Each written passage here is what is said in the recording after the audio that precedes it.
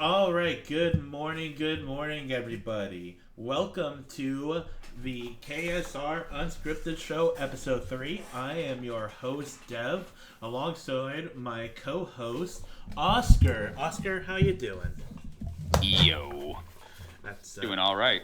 it's a pretty nice. It's been 2 weeks since our last podcast. We were enjoying a Thanksgiving week. I fucked up the last recording, but we're not going to get too much into Are we that. really on week 3 now? Oh yeah, that's right. This is the third podcast. That's right. Yeah, it is. It would have been week Yeah, 4 if I didn't fuck up last week's. could have been. Could have been. Could have. But Should would have. so for those that don't know, Oscar and I are still rather new to podcasting, and when we did last week's show, I only recorded my half of the podcast, so everything Oscar was saying wasn't being recorded. So we were like, "Fuck it." So we scrapped the whole thing, and we were like, just gonna wait a week to do this week's episode. And then a bunch of crazy shit happened this week that we need to talk about. But I'm not gonna stop Oscar from doing his half. But to start with, I need to address the elephant in the room. And that is people being absurdly racist in the Facebook comments and anti Semitic. Just as a reminder, Hitler is bad. Oscar, take it away. Yes, Hitler is bad. We do not condone Hitler or Hitler-esque things. The Third Reich. We definitely do not condone. Dev, do you personally condone the idea of Hitler and his Nazi regime?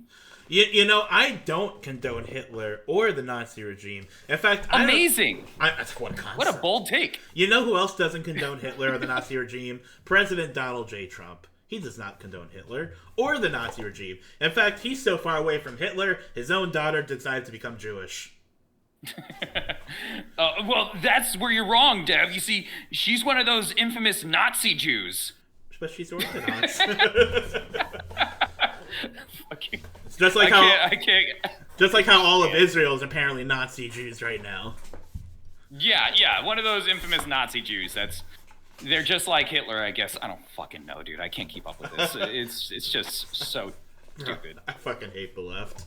All right. Oh, Well, it's amazing. Okay, yeah. So here is today. Here are the topics for today's show. We're going to be going over first Oscar's conspiracy theory of the week. He's going to rename his segment. He'll get into that in just 1 minute. Followed by that, we have several political topics I want to discuss. At the top is going to be what is currently happening in Syria and what's basically an 8-year hiatus reigniting with an Islamist rebel group attempting to overthrow Bashar al-Assad. And then we're going to get into the assassination of the United Healthcare CEO. And last but most certainly not least, we're going to be talking about Joe Biden pardoning his little boy. All right, Oscar, take it away. all right. So I was thinking about this the other week, and what I came to was an idea for the name of this segment. So you guys all imagine whenever a conspiracy theorist has like a wall in his bedroom or his study, and it's just a whole bunch of red dots connected with yarn, just all over newsprint articles and photographs. And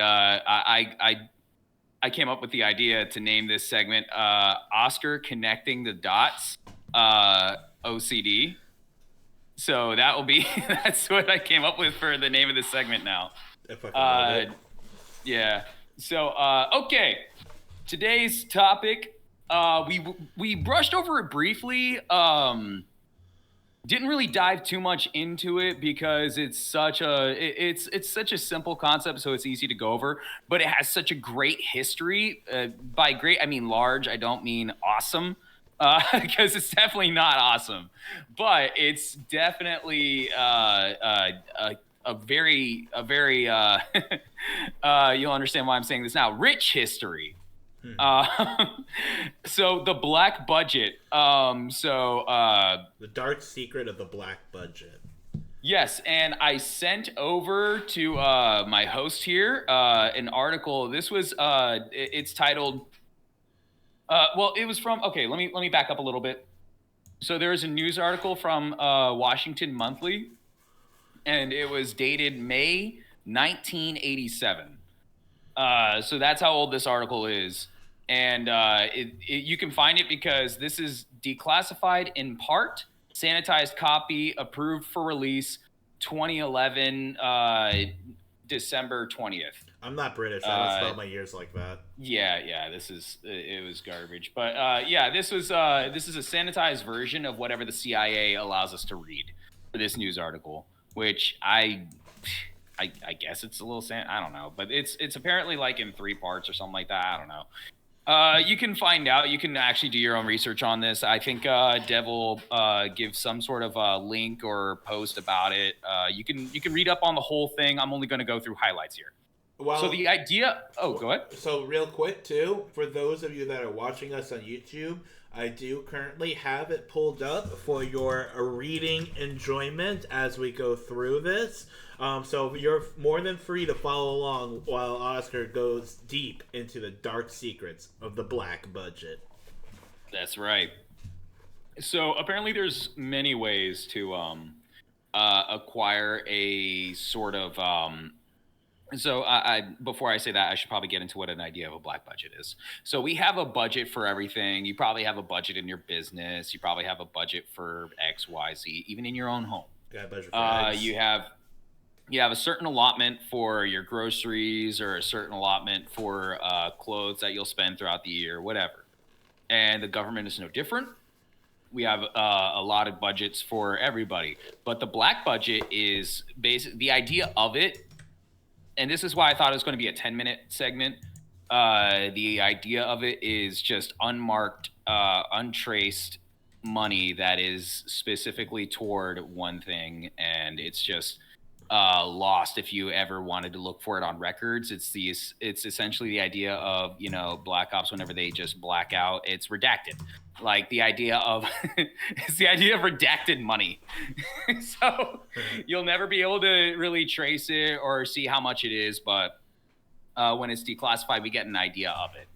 So that's what it is. Let's get into the idea of how it is acquired. One of the most popular ways is we actually had in a congressional hearing, I believe it was, where there was some guy in government just grilling some general or whatever, and he was saying, how much, this is a bag of screws, how much do you think this costs? And at Home Depot probably costs you, like, if you got that thing straight from, like, retail to retail to retail, at most I'd say like maybe $10. Pennies These on the dollar. guys, how much? Like pennies on the dollar. Pennies on the dollar. Yeah, exactly.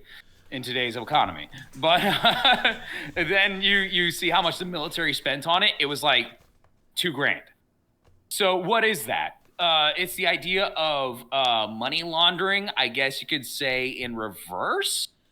You spend the money, but then the money on top gets washed away into these black budget programs. Yeah, those screws don't really cost that much, but where is the rest of the money going? This is one of the ways they fund the black budget. Now, at the very top, it says the dark secret of the black budget by making $35 billion in defense programs invisible. The Pentagon is hurting national security. So this is the idea of how we're able to fund things that are just so bizarre. And this is what I was talking about the other week about ARVs or UAPs. This is we were talking about the TR-3B. Well, why could we find the budget for that? Oh yeah, how are we going to pay for that? Well, by means of this. So this is how we spend so much on that, but then we take too much off at the top, and it's able to afford such crazy operations. So the very first thing that this guy talks about, I believe this was by, what was it? Tim Weiner. Tim Weiner, ladies and gentlemen. I'm going to read the highlights of this. I suggest you read the whole thing. It is bananas. So the first highlighted thing right above the paragraph above the first underlined thing, it says, for about $35 billion worth of defense programs, this is what is known as congressional oversight. You just sit there and better get the hose treatment for several hours, Hopkins says. So it's the idea of like this is what we know, and this is what has been discussed in an open setting. So there's just you ever heard of the term drinking from a fire hose? This is literally it. There's so much that is divulged from here. It's just too much information. I got a question. I got a What's question up? for you.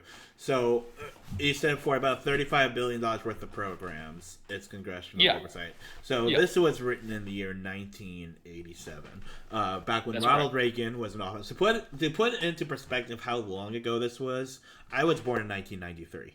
This was 6 years before I was born. I'm 31 now. This is a long time ago. $35 billion back then means something very different today. I want the American public to understand how much $35 billion was in 1987. Oscar, you currently have up the United States inflation chart that we can calculate it through between years. I do.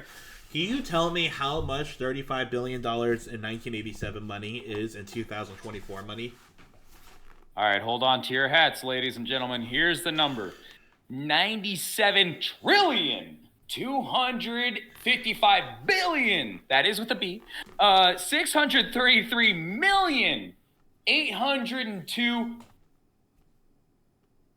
Wait a minute. Let me try that again, because I'm just amazed with this. Okay, just give me a second. My co-host may or may not be retarded. Okay. Yeah, I think I messed up in the input here. I may have added an extra zero. Okay, yeah, because I knew it wasn't this much. He works for the government. You have to forgive him. Redo. No, it's okay. We got it right here now. I got rid of the extra zeros. Okay, you know what? I was about to grill the government for spending, like, what was equated to way too much. So we got to give the government its due. So $97 billion, 255 million. $633,802. $97 billion is quite a lot of money. Even if it isn't 97 trillion, but 97 to put it to perspective, how much $97 billion is. I want all you folks to think at home. Let's say you make $100,000 a year. All right, you make $100,000 a year. It takes a whole decade to make $1 million. That's 10 years for $1 million, which means in order to make $10 million, you need to work for 100 years, making $100,000 a year. 100 years. Right. All right. You're following me, right? That means for 1,000 years, it takes to make $100 million off of making $100,000 a year. Or 10,000 years to make a $1 billion. 10,000 years. That's the amount of time that we spent from learning how to do agriculture to the Roman Empire rising. That's how long you're in debt for if you're down by $1 billion and you make $100,000 a year. And the government's like, whoo-wee, see this 97? Woo-wee, bye-bye. And we say bye-bye. I really want the American public to understand that if you end up in debt of $1 billion, you personally, and the debt was passed on to your children and your children's children and your children's children's children, your bloodline will die before that's paid off. Your bloodline will die. Oh, yeah. Go ahead. I just really wanted the American public to understand how much $1 billion is, and then we're talking about $35 billion in 1987 money, which is equates to $97 billion in today money. I just really wanted to paint that picture of the kind of money we're talking about here. You may continue. Yeah, I just apologize for that trillion if you were triggered by trillion because, or if your heart stopped, because I thought that number was off and I hit the zero a couple extra times. I was just ready to say the government spent it. Exactly. So I'm just trying to learn from them. Okay, here we go. So the first underlying part we have is there have always been programs and weapons that were so top secret that public hearings were deemed inappropriate. So next one, spending on secret weapons has jumped nearly tenfold, and spending on intelligence activities has doubled. Now, I will say this. This is from what was back then money, and who knows what other this is just shit that they would say to the public that they're willing to expose to the public. Now, do we know if that was everything? By now, I'm sure we would, because of the Freedom of Information Act, but I don't believe that is everything. You have a couple of things that you can look up. I'm not going to get into it. That's going to be a whole nother thing. There's just so much. Okay, so I'm just gonna chug along. Uh, yeah, what we spend now is probably way more. Inflation has gone up. We got to compensate for these bills. Yeah, come on, we're spending more now. Uh, okay, if the few black budget projects we do know about are any indication, it has become a hiding place, not just for weapons and operations that should be secret, but for those that are poorly managed or conceived. And this is where we get things interesting. So, you guys, Dev, have you ever heard of kamikaze dolphins? I have not heard of kamikaze dolphins, but if it's anything like treadmill shrimp, I'm interested. Tune in for what was it, last podcast or the one before that? It was the first one. It was the first one. Yeah, our first one. We talked about the treadmill shrimp. Congratulations, everybody! Millions of dollars are poured into watching shrimp run on a treadmill. Here we go. So kamikaze dolphins. I'm just going to read this paragraph, not just the underlying parts. Putting a program in the black budget doesn't mean Congress can't check up on it, but that its very existence won't be acknowledged and that its price tag generally won't be revealed. How wonderful. Black programs are usually classified as sensitive, compartmented information. So, when I was talking about the idea of how do you disguise or how do you hide the idea of uh, UAPs for so long. Well, this is where the Bob Lazar story, although I do not fully believe his story, I believe he is part of the disinformation campaign. One day, maybe I'll do an episode on Bob Lazar, but because I do believe he was sent a partial disinformation campaign, or they gave him information that was to be disinformation for everybody else. I don't know. It's very difficult. But so what Bob Lazar was in charge of when he was working on Area S4 in the Area 51, I think it was area, whatever. You get the idea. That's what you want to look up if you wanted to see his story. Now, he was in charge of propulsion. So what they do is they have each individual like scientists discovering, or even just people working on a project. They would have you composed of 10% of the project. This guy composes of 10% of the project, where if you put them all together, you would get one whole project. But that's how they sort of dismantle and sort of compartmentalize each bit of information so that not everybody knows the whole picture. This is how they keep things secret. So moving along here, so that's compartmented information. There are more than 10,000 compartments, each with a specific code word. Someone who has the code word for just one compartment cannot have access to information about a black program in another compartment. Question. Go for it. This is 10,000 compartments in 1987, correct? Yep. And it's just that's how long ago? 37 years ago. 10,000 37 years ago. How the fuck? What the fuck? How many is that today? How many? Put that in the inflation calculator for me. You don't actually have to do that. But you get my point. Put that in the inflation calculator. And since 9/11, we've had some insane amount of black budget bullshit going on. So who knows how many compartments there are today? So when you see that 10,000 compartments, understand that is 1987, written by Tim Weiner. This is today. We are in today's world.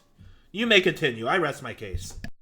So in the next paragraph we have, and this is another thing I really want to harp on, because this really gets into the nitty gritty. Don't just read the underlying parts, read everything.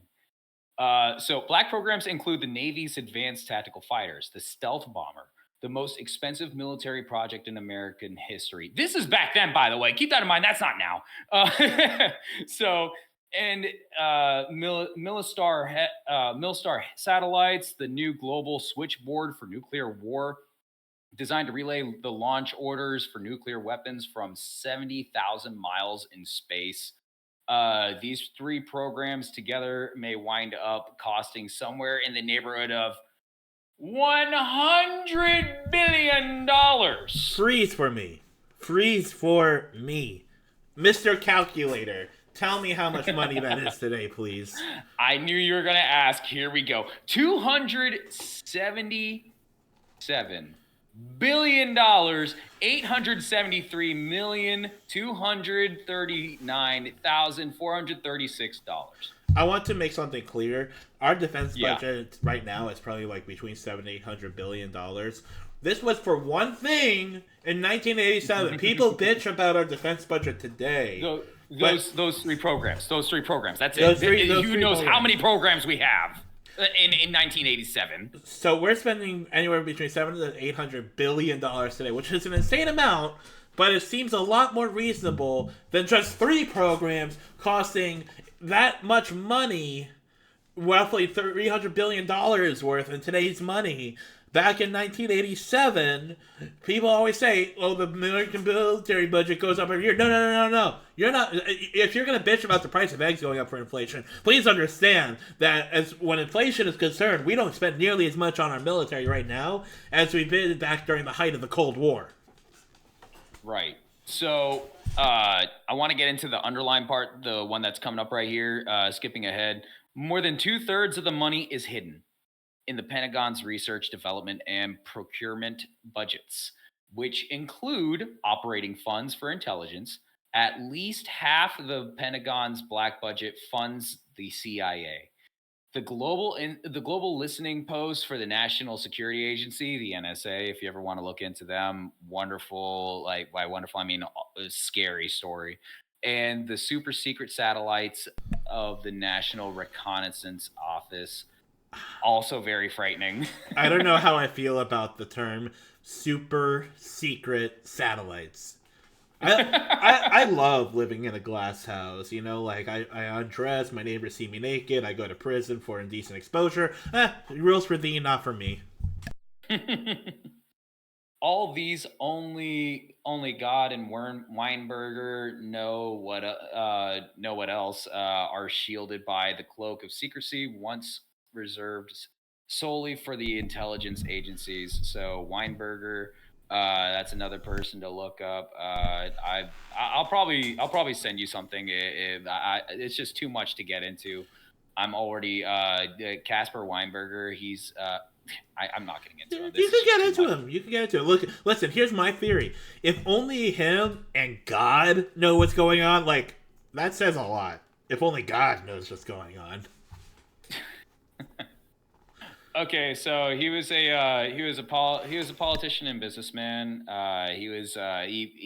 He also served in the Secretary of Defense as a Secretary of Defense under Reagan. So you can only figure out what all he fucking knew. And even then, he was also a part of the whole Iran Contra thing.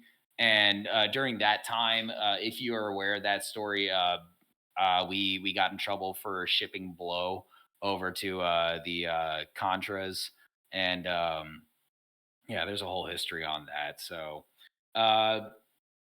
what he was just in on all the big, excuse me, he was in on all the big programs that were happening at the time of Reagan.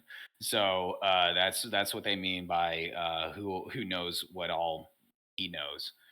And so I think we can chug along here to the next underlying part. More than 40% of the $8.4 billion for Air Force research and development of strategic nuclear programs is secret. Now that is huge on its own, as is nearly every penny of the $2.3 billion for research and development of Air Force intelligence and communication projects.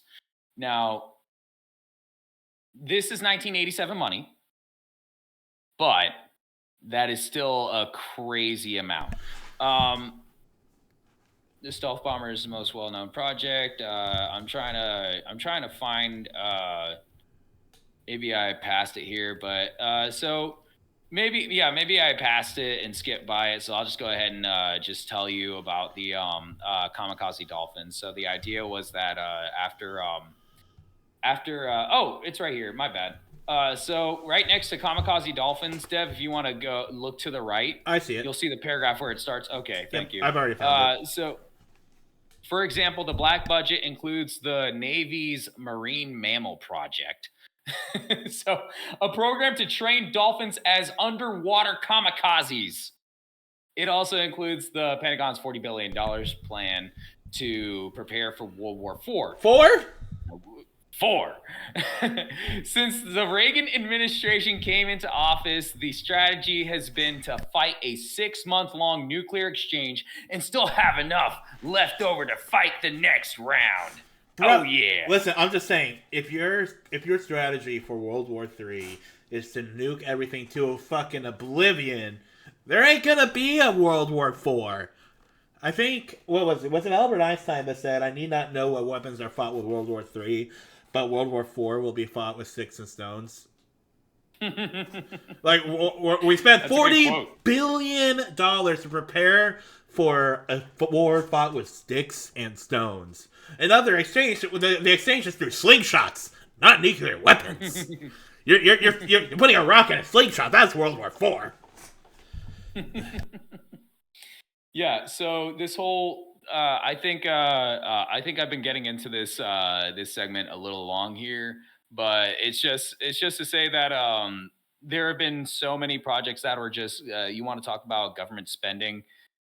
I don't think we should be spending money on kamikaze dolphins. Far be it from me to get into what the military should and should not be spending on. But if you're spending that much money, and there's a lot of them that I can get into, but we'll probably save it for another day. I feel like I'm running on this segment a little long here. So I think I'll just skip over to the last what would you call this header? The last header in the the last header here, which is a tree grows in the Pentagon, and I'll wrap it up with that. The black budget should not. Oh, are you there yet? It's at the very bottom. It's the last page. I'm there. Page 4. Okay. The black budget should not pit those advocating government openness against those advocating national security. Secrecy invariably increases the chances of waste or screw-ups. I could not agree more. There needs to be some level of accountability, and I understand the idea of a strong military provides security. But can we honestly say that all of it is necessary? Absolutely not. I think there's a difference between a strong military versus wasteful spending. I think every single person that listens to this podcast would agree with me that if anything, we don't spend enough on our military. But I think every single person that listens to this podcast would be pissed off if they knew that the spending we do spend on our military was spending $2,000 on a couple screws at Home Depot. Agreed. I couldn't even agree more.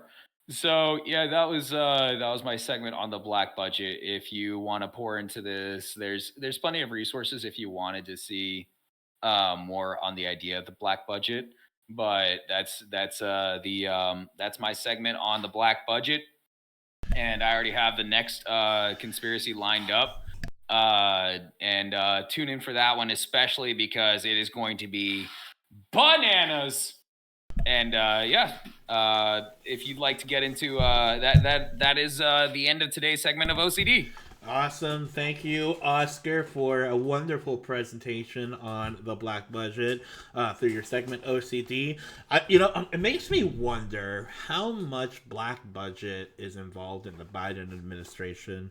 Because when I think about the Biden administration, I think of how awful they handled pulling out of Afghanistan and all the shit that they left behind. And I'm wondering, is there a black budget for that? How much money are we spending in giving our enemies ammunition? It's like, man, we're so overpowered as a nation. We could just give money. We could just give weapons to the enemy to fight back with us. Give them the handicap. I love giving my opponents handicaps, but I rest my case. But since we're talking about Biden, Mr. Old Joe, Sleepy Joe, but he was awake for this. He has pardoned Hunter Biden from any wrongdoing because of his fear that his son would end up in prison when the upcoming Trump administration takes office and properly charges him with the crimes that he has committed. Hunter Biden, you hear that? The President of the United States of America has told his own son that he is absolved from any criminal activity. So I understand fully the power of the United States president to pardon people within the nation. But at what point do we say, no, you cannot pardon this person as it's a conflict of interest? At what point do we say that? And for the record, I don't absolve Trump of this either. He notably pardoned Charles Kushner from embezzlement back during his previous term in office as well. But this is Joe Biden's son, Hunter Biden, who slept with his brother's wife, and he absolved him of any wrongdoing. What do you think about that, Oscar? How do you feel as an American that if you if your dad got into trouble, all you have to do is be president and say, nope, he didn't do it? Well, I don't think it's necessarily saying he didn't do it. As a matter of fact, this is what I wanted to get your thoughts on. There is I forgot who raised this point. Well, there's a couple of things. Okay, so let me get into it one by one. I don't want to take over the podcast, but there's a couple of things that we have to get into. So number one, I remember Joe Biden saying, or at least what do you call that? Corinne Jean-Pierre, whatever that Speaker of the House or no, the press secretary or something like, I don't know, whatever her. I don't fucking know. But she was saying how no, Joe Biden would not be pardoning. No, he doesn't want to get involved. Yeah, they repeated this over and over again, and then suddenly he does.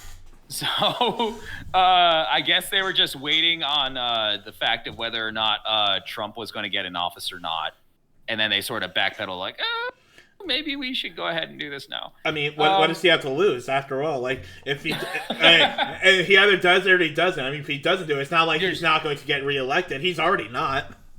Well, there's actually a lot to lose for his family name and everything. I heard this one point. And I want to see your thoughts on it. If he were to be convicted now or go into trial now, he would not be able to plead the fifth. And he can't lie under oath if he's in some sort of congressional hearing or something like that, because this is international. He was doing business dealings with China, if I'm not mistaken. What was it? He was on the board. He also was on a Chinese energy company or something like that. And so he was in a lot of, and he had no business being there. Whatever. He did have stuff to do with Ukraine. That was the big one.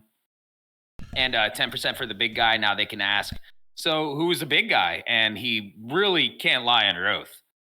Now he's been pardoned, but he can't. Yeah. But in theory, he can't plead the fifth. He can't plead the fifth. I mean, like, I don't know how true that is, but at the same exact time, he doesn't have to say anything. Like, he's still protected through the Miranda rights that if he's questioned, he can just keep his yap shut, not say anything, and there's not really much that can happen. You can't try him again. That'd be double jeopardy. He's already been pardoned. Well, hear me out on this one. What if they're trying to use him as a witness and get other people, taken down? And he'd have to testify. He doesn't. Witnesses don't have to testify. You're free to not speak. It's that, like, not speaking is protected through our First Amendment rights. I mean, I'm not a lawyer, so don't take what I say. Take everything I say with a grain of salt. But it's pretty much a big deal where he doesn't have to say shit. I was thinking that maybe there's or what I heard was that there was a chance that if he was put onto a hearing now, he would not be able to plead the fifth. He's been pardoned, but now he would be if he still did go through all that, and they investigated for any reason, he would not be able to say, "I plead the fifth." There's certain things to be it's similar to, like, when a shooting happens, like in like a neighborhood, and all the neighbors keep quiet about it when they're questioned by police. They're not going to get in trouble for keeping quiet about it. It's just severely frowned upon. Okay, I wanted to see your thoughts on that. So I think my thoughts are is that this whole situation is total bullshit. I don't think you should be able to pardon family members. I think that's a general rule of thumb, regardless if the president is Republican or Democrat or whatever parties might arise in the future. I feel like the president has the power to pardon, but it should not involve a conflict of interest where the president is pardoning members of their own family. It's shady. It's shady shit. Think of think of Richard Nixon. Like Gerald Ford most likely lost the election to Jimmy Carter because he pardoned Richard Nixon of all criminal activity during the Watergate scandal. I mean, that was a pretty shitty look. But what happened to Nixon? He fucking retired and did absolutely nothing the rest of his life. And nothing could be done about it because he was pardoned by the power of the United States of America's president. Now, if I'm not mistaken, and I don't know if he did or not, let me see. Okay, so I'm looking it up right now, and did he pardon Fauci? I don't believe he did. I do. I need to double check that. I do not believe he did. Let me see. Fauci. Okay. Oh, what's those it? who could not. Biden team reportedly considering preemptive. Listen to this. This was reported yesterday. Not yesterday. This was reported on Thursday. Biden team reportedly considering preemptive pardons for Fauci, Adam Schiff, and other Trump targets. President Biden's White House is reportedly considering preemptive pardons of Dr. Anthony Fauci, Senator-elect Adam Schiff of California, and former Representative Liz Cheney. White House counsel Ed Siskil is arranging discussions about the potential pardons with several other senior Biden aides, including Chief of Staff Jeff Zients, Politico reporting citing senior Democrats familiar with the talks.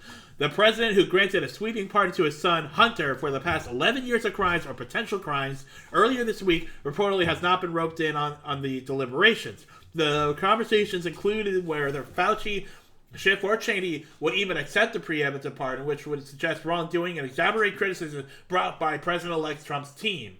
Adam Schiff actually ended up saying, I would urge the president not to do that. I think it would seem defensive and unnecessary. But the fact that this is even being considered by the White House shows exactly how guilty these people are. And if Biden does pardon them, and what it does is it puts a stop on justice. The power of the president of the United States, especially a lame duck president, which Joe Biden is currently considered the lame duck president while we have the incoming president-elect Donald Trump, using his power to pardon potential political enemies by Donald Trump of any wrongdoing just seems like complete bullshit and a complete skirt of justice. What are your thoughts on that? Oh man, I mean, for the longest time, I was not a Fauci fan. I never was. But yeah, it really. Okay, so there's a few things that I would really like as a person. I can't stand Fauci. Not to like all okay. So there's a few things that I can bring up. Like for example, whenever the gain of function research, and it was in front of Ron Paul, and they're saying, so we have all this evidence of you going over and encouraging them to. No, that is not gain of function. But the definition of gain of function, to question me is to question science. All right, listen here, Fauci. You need to be knocked down a peg, and you've gone too fucking far. There's that. There's the whole, what was the breed of beagles? How many beagles have been killed by Fauci because of whatever? There's a whole story on that one. I don't know if we can get into that or not. That's up to you, man. But Yeah, that sounds like a conspiracy theory for another day. Yeah. Oh man. Well, I mean, I literally had. It took me 2 seconds to find it on Google. Fauci's beagle experiments. Yeah, fuck it, get into it. Let me hear about his beagle experience. I'm curious now too. So I don't have the whole story in front of me. But I just pulled up. Of course, they're asking me to give them money. Give us money. You want to see this article, right? The Beagle Freedom Project. Oh my God, this has to be a great. They have to get into it, right? Dr. Anthony Fauci faced charges if his National Institute of Health, the NIH division, continues to fund a lab in Tunisia that allegedly tortures and kills dozens of beagle puppies for twisted scientific experiments, a rescue organization said in a letter Beaglegate. Wednesday to Fauci. Yeah, Beaglegate. So, yeah, so it was just testing and torturing of beagles. If you want to look into it, I encourage you to. That alone, yeah, fuck Fauci, dude. But and then the other thing that Fauci did that I was not a fan of, talking about there you should not wear masks. Masks are not going to be a thing. And then he backpedals that, saying, we highly encourage you to wear masks. And then again, he tells people double down on it, saying, if you're wearing a mask, it'd be better if you wore 2 of them. And in a private email saying masks don't really do anything. And you can look up those emails as well. That was a big explosion on the internet. And yeah, that's. Pardon the man. Clearly, I'm tired of it. Pardon the man. Yeah, he's old. Just give him a pardon, Pardon. I mean, preemptive pardon. Preemptive pardon, Fauci, which is basically an admission of guilt, except you can't go to prison for it now. Just preemptively pardon him. I know who's not preemptively pardoned, though. It is interesting that the Clintons are not on that list, but I think even Biden knows not to fuck with them. You really don't want to get involved with the Clintons. So the Clintons did nothing wrong. Anything. They did nothing wrong. The Clintons did nothing wrong. Great people. Honestly, I'm a big fan of Bill. Hill Dog, great person. Great person. All right, are we still being watched? Always. What do you mean? Oh no. All right. Well, I'm moving on from Biden and his fuckhead son and the complete skirt of justice. Oh my god, it's such fucking bullshit, dude. It's such fucking bullshit that you can. I'm too angry about this. I don't think the president should be able to pardon his own fucking children. Can you imagine if I became president tomorrow and if I had a kid, I'd be like, I preemptively pardon him for all crimes that he's going to do for the next 50 years. By the power vested in me as the United States of America's president, could I do that? Who's gonna stop me? Well, legally he can, and one thing I will say is that some pardons aren't really that bad, in my opinion. No. And you can have any opinion on this that you want. I understand, but the draft, who was it that pardoned all those draft dodgers? Was it Carter? It's probably Carter. Tell you. Yeah, so I think it was Carter, Jimmy Carter, I think is his first name. So, old Jimmy Carter, the peanut farmer. His mother called him James. So he pardoned a bunch of draft dodgers. I was personally not a fan of the idea of the draft. You can have any opinion of that. I'm sure there are people out there that said, "Hey, look, I got drafted. I served my country during a time. All these draft dodgers need to have what's coming to them." Dude, I get that, and that's totally that you can hold that opinion. I personally don't think a draft should ever, fucking happen. But here's the thing: I'm not cool with the draft. Pardoning draft dodgers is very different than pardoning your own children. Yes, and that's what I wanted to get into, is the idea that some pardons, hey, let's let bygones be bygones on some of them. Like some of them I could be with. This one, however, I feel like, dude, you've really opened shit up right now. I can't stick with that one. I can't defend that one. Not in any way. This is a can of worms one. When you're pardoning members that you believe are political targets because they actually committed actual injustices. I mean, Obama never pardoned Hillary Clinton during the Benghazi thing. That never happened. You know why? Because they both understood. What's that? No one's going to touch the Clintons. No one's going to even try. What do you mean? But my point is though, one of the reason why it didn't happen is because pardoning people in your own senior cabinet, that's an admission of guilt. Clinton, there were multiple hearings with Hillary Clinton during the whole Benghazi situation. Not a single, I know I'm over here defending Hillary Clinton, but she did go to every single hearing and talk in each and every single one. I can at least respect Hill Dog for that. And I feel dirty saying that.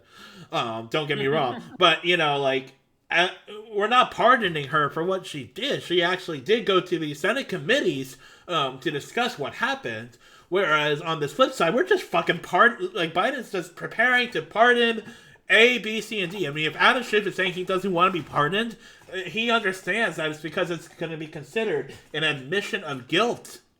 And you really just can't have that when you're the president of the United States. You need to have more tact than that. But Biden has been checked out since he took office. Right. And if you ask me, I don't think I don't think anyone's going to be touching the Clintons anytime soon. If they do, they wind up committing suicide with 37 stab wounds and a gunshot to the back of the head. What a crazy suicide, by the way. Honestly, I'm impressed. I know some teenagers that are probably taking notes. Oh my. That's probably bad taste. A little blue, a little dark. A little blue, a little dark, just like they're breathing when they hang themselves. Anyways, moving on to the next topic I want to discuss. We're going to talk about assassins. United Healthcare CEO has nothing to do with the Clintons, by the way. Honestly, probably assassins. Nothing to do. I mean, probably not. Probably not. Oh God, is there? I see a drone outside. There's a drone. Before I get into this, I was reading a story that a Florida man went outside. There was a Walmart drone that was dropping off packages. Man took out his 9mm and shot it and hit it and downed it. Cost $10,000 in damages to the Walmart drone. Needless to say, did he get the free shit? Well, he was arrested. And here's the thing. When I was watching the video of him being arrested, when he was put in handcuffs, he put his handcuffs out in front. He was cooperating with the police. But after he was handcuffed, when he was being handcuffed, he said, "I can't breathe. I can't breathe." Oh no! I've heard this one before. I think I've read this before. I think there are statues of this before, but. That said, United Healthcare CEO Brian Thompson was gunned down in the streets of New York City by an assailant. And regardless of how you feel about Brian Thompson, this doesn't change the fact that this was most definitely a targeted assassination. The assassin shot him with a silencer on his firearm, and Brian Thompson died roughly 27 minutes after the initial gunshots. Oscar, what do you think about that? What are your thoughts? I heard that he took his and I heard this. I don't know if it's accurate or if it's how it how it actually happened.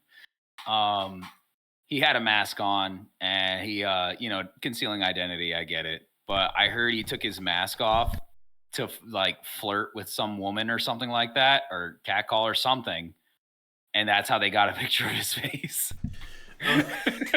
Straight out of a movie, dude. I'm telling you, this is just not real. There's no way. He shouldn't have taken his Fauci off. Yeah, could you imagine that's how they caught him? Is like he sees some woman and he's like, "Oh shit, girl, come here," and then that's how he got caught. So I'm looking at this Mirror article, and I can see a picture of Brian Thompson right next to him. It's showing us the Crime Stopper tips, and you can see a picture of him with his hoodie on, smiling in a store. It looks like he's flirting with someone. I mean, I'm not gonna lie, the dude he kind of looks like some punk kid from Columbia University or some shit. But what I really want to get into is the internet's reaction.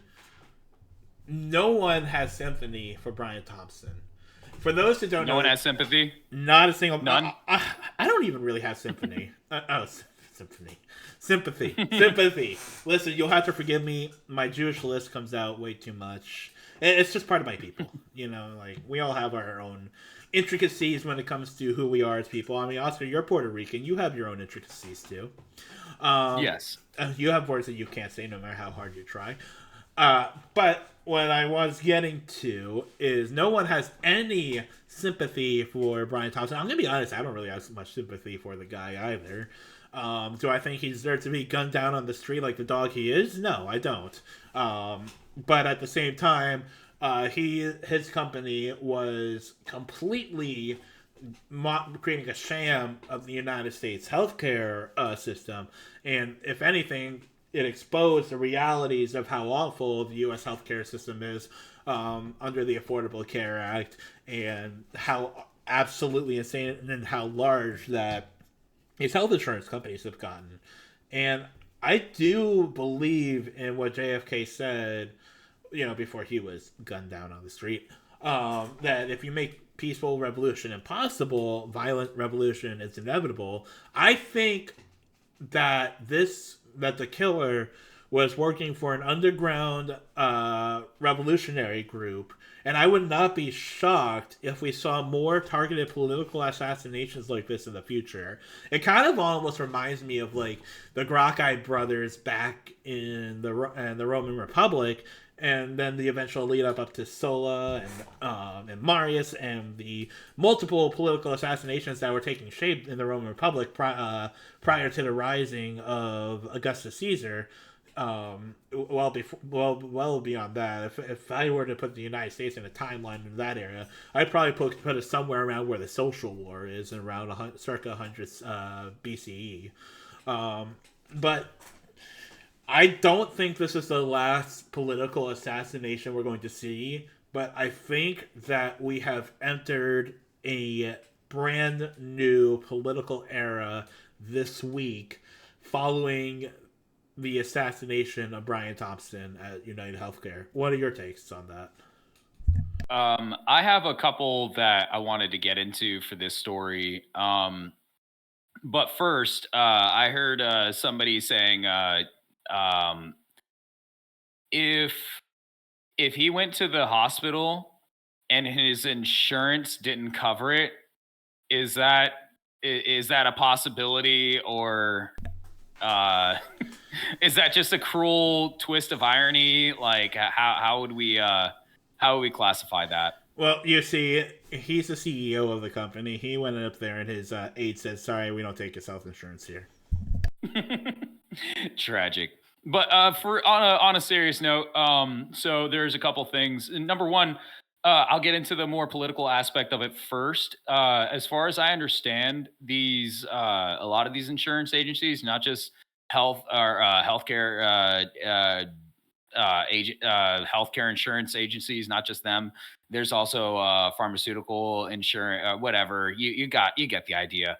Um, they seem to, at least to me, align to the left more so than other agencies. And what I'm picking apart here is I'm seeing them, and I'm seeing the response from the left, and they're like, "Yeah, he forgot what he fucking deserved." Yeah, and it's like, dude, how are you gonna align that way and be targeted by your own group like that and stick to that group? I don't know, dude. It just seems like they're just eating their own at this point, and that's just what I'm gathering from this. And I don't wish death on the guy, but not only were you and I hate to see it as an idea of teams, but that's literally what I'm seeing right now is that he's getting ridiculed by his own team after he just got assassinated, and that's I don't know, dude. I really don't know. Look, it says a lot about the United States, about the current state of the United States healthcare, when people are actively cheering for like when people are actively cheering for the assassin. Mm-hmm. Like people don't typically cheer for murderers. I mean, take it as you will. Brian Thompson was murdered, gunned down, murdered, and people don't give a shit.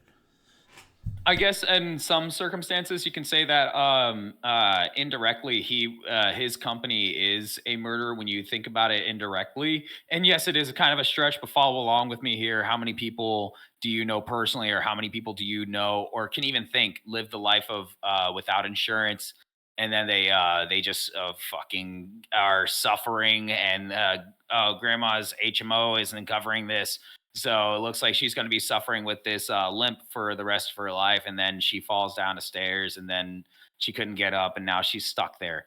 and she dies right there because she didn't have the insurance for it, or people just coming over to a hospital for something basic, and this turned into something serious because they didn't have the insurance for it. So I guess I can see the idea of him being a murderer and murderers taking out murderers, so there's no sympathy there. I can see it. What I'm saying is I can see it. I'm not saying I agree with the cheers. Would you rule his death a suicide? Depends he had on it who coming. pulls the trigger. Like he had it coming. I'm saying if a certain group starting with the letter C and ends with Linton's did it, all I'm saying is it's more than likely a suicide. That's all I can say. That's all I can gather. It's definitely a suicide. But we respect that group here. I am a proud member of the Clinton Foundation, right? We're proud members of the Clinton Foundation. So wink, wink. Another thing I wanted to bring up. I'm sorry to interrupt you, but there's one more thing about insurance that I wanted to get into, and that's if you have like an event. And you let's say you got a big gathering and it's for this event, and they require to have security. And I say, and let's say me and Dev, we have an event coming up, and you want to show up. Yeah. I mean, I'm cool with my audience bringing guns. Oh, well, we can't have security then. Oh, okay. Well, that's fine then. I mean, I'm trusting the people. Like the more people that have guns, the more an assailant would get gunned down. Because he'd be thinking twice because the dude next to him has a gun. Now, you don't have security? Well, then you're not going to be covered by this health insurance. Did you know that? Did you know that you can't have that with those two have to be together in order for that to exist? That's fucking stupid. Well, that's part of the health insurance. That's the idea of health insurance it's like at this a fucking point. Care package.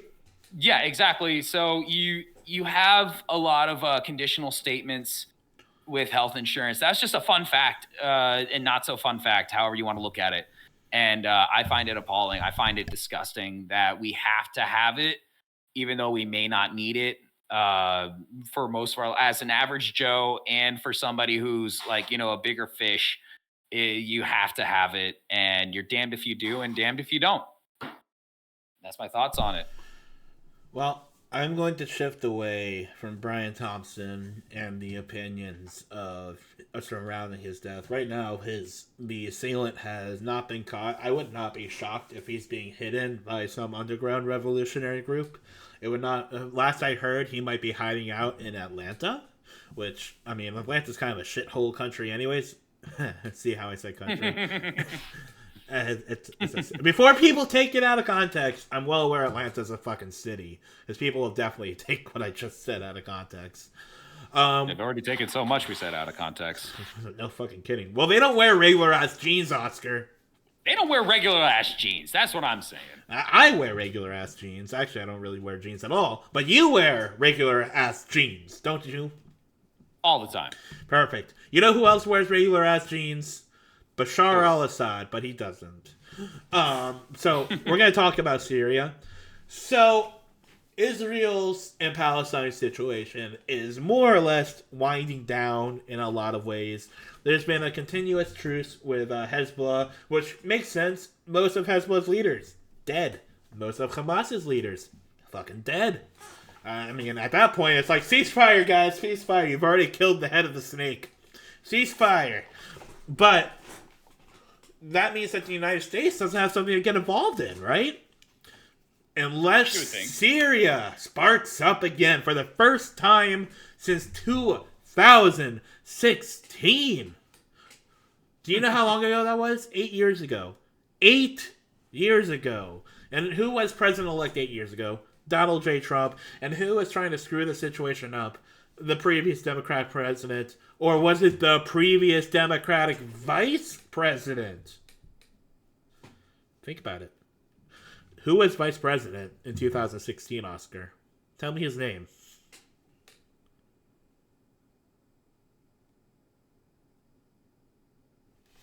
I'm sorry, what? 2016 vice president, I would say, Wait, Pence? In 2016. Biden? It was, yep, Sleepy Joe was vice president in 2016. Who is the current president of the United States of America? The current president of the United States of America. Yes. I don't want to say it. It's Joe Biden. But it's your boy Biden. It's your boy Biden. Syria is an issue again. Right before Trump comes into office. And who was in the White House both times? Well, good old Joe. Sleepy Joe. And so what I'm trying to get at here is when Donald Trump became president in 2017, one of his missions was to completely obliterate ISIS. And it more or less happened. ISIS is not really much of a threat anymore. It barely exists. But here we are with Syrian rebels that just completely blitzkrieged and stomped on Bashar al-Assad's city of Aleppo. It's absolutely insane to have Aleppo fall the way that it did. And then even more than Aleppo, another city, Hama, fell to the rebel fighters. The rebel fighters known as Hayat Tahrir al-Sham is the most prominent rebel group. It was founded by Abu Muhammad al-Jolani, who gained experience as a young fighter for Al-Qaeda against the United States in Iraq during the U.S. invasion. It was before his capture and prisoner in Iraq. So this is a former member of Al-Qaeda, a former member of ISIS, receiving money from the United States to overthrow the regime in Damascus again. What does that tell you? We have an Islamist group attempting to overthrow the legitimate standing government of Syria, which, just for the record, Bashar al-Assad bad. Al-Assad bad. Not good guy. Bad guy. Just a couple of Jawas. But I want you to think back to when we overthrew Saddam Hussein. Go back to 2003 for me. Is Iraq in a better spot now than it was? Is Libya in a better spot now without Gaddafi? Yeah, that was 2003? No, Gaddafi was 2012. No, I'm saying... Saddam? Yeah, that was 2003. Oh, man. Yeah, it's insane that Hussein was... It's insane that Hussein was 21 years ago. His capture was 21 years ago. His execution was in 2006. I just felt all my bones ache. But I think Saddam Hussein was an awful human being, a dictator. But one thing that these nations that have these types of dictators have, that don't have a pre-existing democracies or the will to make one, is it starts with S and rhymes with ability. And the word is stability. Listen, Gaddafi... Thanks for spelling it out. No problem. Gaddafi was an awful human being. Saddam Hussein was an awful human being. We don't do edits here. This is unscripted. So we got two awful human beings in nations that historically have always been led by strong men, and who these leaders were preemptively taken out by a much larger nation with ulterior motives, and where shadow governments were put in charge that the people of these nations did not agree with, and all it did was it created effectively proxy civil wars within the nation that they've been dealing with for the last 2 decades. In Libya, the Libyan civil war, Libya was awful. Again, Gaddafi bad. But Libya itself was not erupted into chaos during Gaddafi's rule. It's been in an over decade-long civil war now. And Yemen has been in a multi-decade-long civil war. Iraq has been in a civil war now since we basically overthrew the government there. And so when Syria eventually falls, I don't think al-Assad is going to go past through this one. Russia is too tied down in Ukraine to defend Syria this time. Russia is too tied down in Ukraine. They're not So going I to. actually had two. I had two follow-up questions for you. Yeah, let me finish this point really Oh yeah, quick. yeah, yeah. Yeah, but since Russia is too tied down in Ukraine to follow up on Bashar al-Assad, what's going to end up happening is Damascus is most likely going to fall. We will most likely see Damascus fall by the end of the year, and Bashar al-Assad will either have fled to Russia, or he will, or he will get the Gaddafi treatment. One of the two. He's not going to get the Saddam treatment. He's not going to be put on trial, sentenced to death, and hung. He's either going to be killed on the streets or he's going to flee to Russia. All right. Well, what's your question? So what do you think? Because both of these things seem to happen whenever Biden's, steering at the helm. What do you think his plans are, or the plans were for Joe Biden? Like, what do you think he gains? And I'll introduce my second question after you answer that one. It's just positioning. Syria is a Russian ally. You remove the Russian head of state, and then the whole area is thrown into chaos. But it allows the United States' proxies in Saudi Arabia to kind of exert more control over the regime, because Syria is also an ally of Iran. And if the Syrian sphere of influence gravitates closer to Saudi Arabia, it's a much bigger benefit for the United States. Which, don't get me wrong, on a personal level, I think that the collapse of Syria is great, but I think the idea of trusting these Islamist regimes to for them to properly be our puppets is a little short-sighted. We saw the failure in Iraq. I think it's basically like take two. I mean, not just the failure in Iraq, but the biggest failure in Afghanistan. What I think, like, if there was a goal, it would be A, lining out pockets, and B, putting in a more U.S. friendly government in Syria, which I would agree with. But the problem is we have been doing a shitty job at putting in a U.S. friendly regime. If we were successful in Iraq, I would be cheering this shit on. But unfortunately, our leadership is incompetent for at least the next month and a half. Okay. Now, the follow-up to that is, what do you think Donald Trump's plans are? Like, how would he approach this? Like, we have some insight to how he approaches a cut that shit out.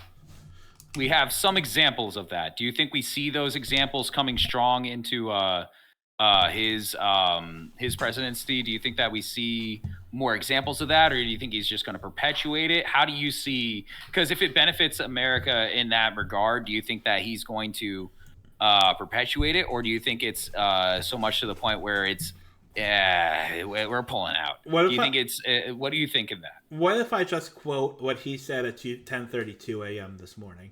I would love that. All right, so this is me quoting Donald Trump from X. Opposition fighters in Syria, in an unprecedented move, have totally taken over numerous cities in a highly coordinated offensive and are now on the outskirts of Damascus, obviously preparing to make a very big move toward taking out Assad. Russia, because they are so tied up in Ukraine, and with the loss of over 600,000 soldiers, seems incapable of stopping this literal march through Syria, a country they have protected for years. This is where former President Obama refused to honor his commitment of protecting the red line in the sand, and all hell broke out with Russia stepping in. But now they are, like possibly Assad himself, being forced out, and it may actually be the best thing that can happen to them. There was never much of a benefit in Syria for Russia, other than to make Obama look really stupid. In any event, Syria is a mess, but is not our friend, and the United States should have nothing to do with it. This is not our fight. Let it play out. Do not get involved. Unquote. You see, that's where I see the difference between the two. I can sum it up in just one statement, because these are strong. Because Trump's strong, Biden's sleepy. And the reason why I say that is whenever I saw the Trump leadership versus the Biden-Harris leadership. Biden-Harris had the same foreign policy, which is don't. Ooh, so strong. No, not at all. They just everybody just kept on just doing whatever they wanted. And the second Trump was because my reference to him was whenever he gave, and I love this so much, when he told them, what was it, ISIS? Did he send a picture of where the ISIS leader was hanging out? He just sent him a picture saying if one soldier has a hair on his head just harmed, here's you're going to suffer the worst and most agonizing cruelty, the likes of which have never been seen. And when they thought that he wasn't going to do anything, like, whatever, he hands them a picture of where they're hiding out. That is a strong response. Not just empty words followed by no action. And that's why I hate to say this, but I'm excited to see what he is going to do, how he's going to speak softly and carry a big stick. But I feel like Trump carries a big stick, but at the same time, he's such a loudmouth. I don't think he speaks softly. So he's doing both. He carries a big I stick don't and think, speaks boisterously. dude, he's so what boisterous, is that the word that I'm looking Boisterous, for? Yeah, where he just he walks in and he's got the loudest mouth and he'll tell you everything that's going to happen and you're going to do it. You're going to do it. Everybody says I'm going to do it, and it's true. I'm going to do it. It's just it's every time I see him. So that's why I hate to say I'm excited to see what he's going to do, but at the same time, it's very sad that he has to do it. I'm excited. So I think it's going to be fun to watch. yeah, because we're not on that soil fucking like suffering. Well, yeah, we live in America. We're Americans. Americans. We have an entire ocean to separate us from the chaos. We have two oceans to separate us from the chaos. That's right. Yeah, step on up, Canada, see what happens. Well, listen, we are 1 hour and 11 minutes in, so this will make this the longest podcast that we have done so far. I don't mind that we're going over an hour. I would not be shocked if at some point this turns into a 2-hour show. Right now, we're still getting our bearings. We're going to stop this at an hour and 11 minutes. But I want to say thank you to all those who are watching us. Make sure you like, subscribe to us, and keep on being Americans. Mer. Roll Tide.